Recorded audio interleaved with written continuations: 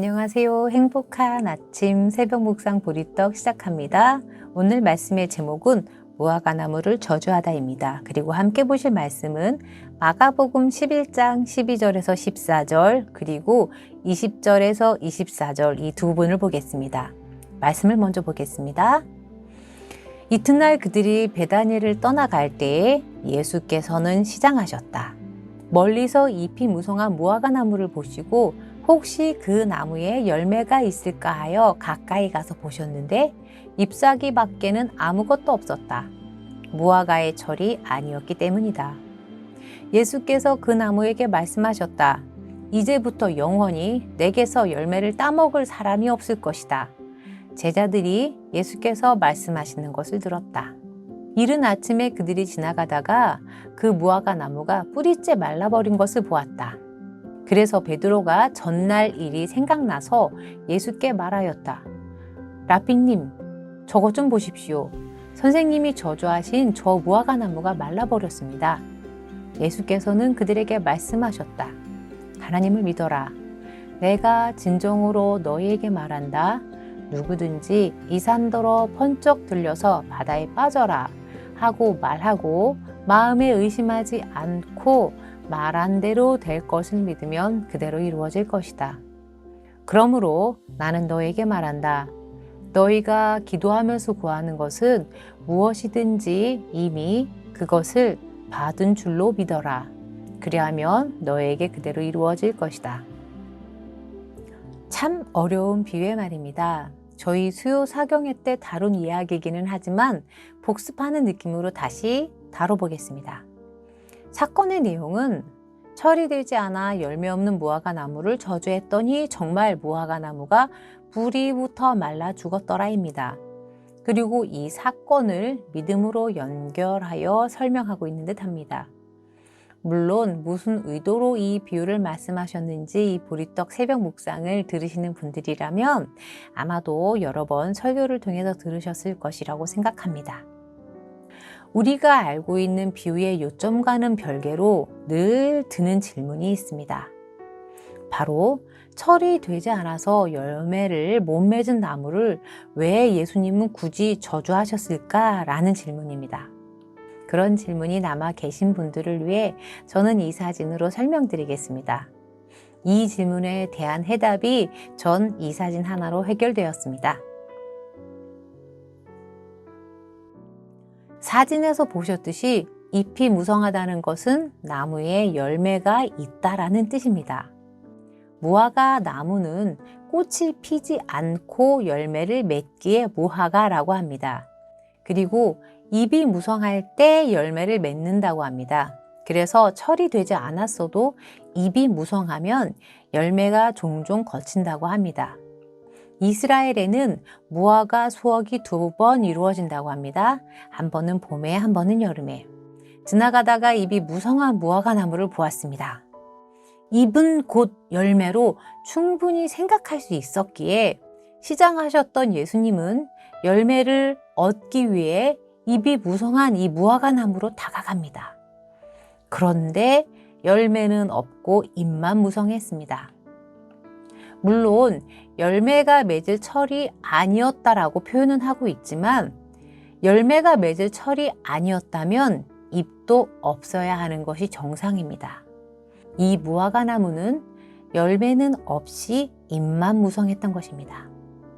이 무화과 나무 사건 사이에 절묘하게 성전 정화 사건이 기록됩니다.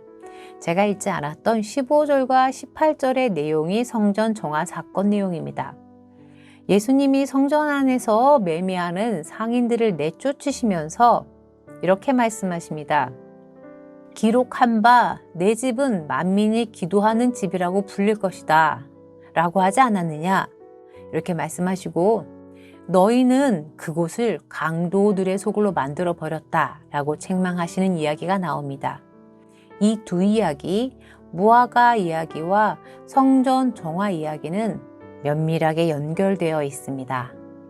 예수님은 무화과 나무 사건을 통해서 믿음에 대하여 말씀하고 계십니다. 당시 재물을 성전에서 사고 파는 것은 나름 제사를 온전하게 드리기 위한 방편으로 시작되었다고 합니다. 하나님 앞에 깨끗하고 흠없는 재물을 드리기 위해서 성전에서 재물을 사고 팔았던 것입니다. 그런데 이들의 행위를 예수님은 믿음의 행위가 아닌 빼앗고 훔치는 강도의 행위로 보셨습니다. 그들은 이 재물을 판매하는 행위 속에 믿음이 아닌 욕심을 담았습니다. 예수님은 명확하게 이스라엘의 제사장과 종교 지도자들을 향해 기도하는 집을 강도의 소굴로 만들어 버렸다고 책망하십니다. 하나님을 믿기 때문에 하는 믿음의 행위에 믿음은 빠져 있습니다. 모든 종교 행위에 믿음이 빠지면 거짓 종교 지도자들이 탄생하게 될 것입니다. 종교라는 이름 뒤에 숨겨 개인의 욕망과 욕심을 실현하려는 열매 없는 입만 무성하여 사람을 현혹시키는 무화과 나무와 다를 바 없을 것입니다. 그리고 정말 예수님의 저주대로 이 나무는 다음날 잎은 무성한 채 뿌리부터 말라 있었습니다. 제자들은 이 사건이 기적처럼 느껴졌을 것입니다. 이 놀란 제자들에게 예수님은 말씀하십니다. 하나님을 믿어라. 그리고 의심하지 않고 구하면 다 이루어진다고 말씀하십니다.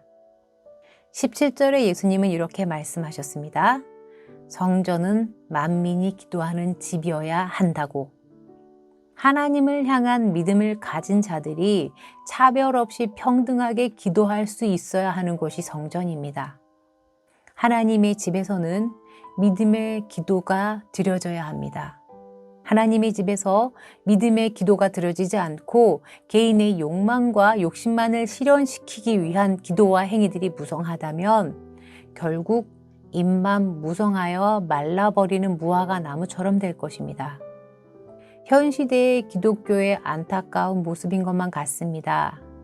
겉만 풍성하고 교회 건물만 큰 교회들의 뿌리가 마르고 있는 것은 아닌가 하는 안타까운 마음이 듭니다. 우리 벙커원이라도 하나님을 향한 믿음이 흔들리지 않고 예수님이 베푸신 사랑을 삶으로 실천하면서 풍성한 열매를 맺었으면 하는 소망을 갖게 됩니다. 기도하겠습니다. 하나님, 우리의 모습이 어떠한지 돌아보게 하시옵소서. 만민이 기도해야 하는 이 집에서 우리는 믿음의 기도를 드리고 있는지, 그리고 우리는 만민이 와서 기도하는 집으로 만들고 있는지 돌아보게 하시옵소서. 차별 없이 사랑하며 동등하게 존중하는 공동체가 되게 인도하여 주시옵소서. 욕심이 아닌 믿음과 사랑을 담게 하여 주시옵소서. 감사드리며 예수님의 이름으로 기도드립니다. 아멘.